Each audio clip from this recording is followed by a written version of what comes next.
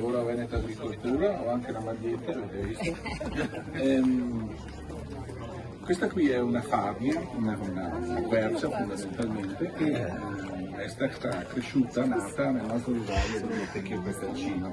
È un vivaio che, assieme ad altri, proprio perpetua le varietà, più che le varietà, le specie, però le popolazioni locali delle varie specie presenti nel Veneto e non solo.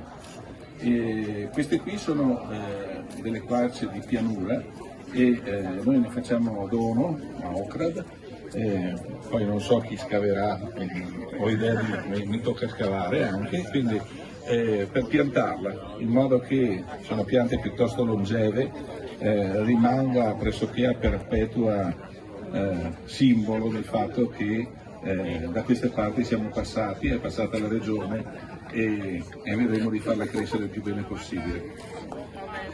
Grazie, la nostra meglio, sperando che faccia anche lui giusto. Grazie.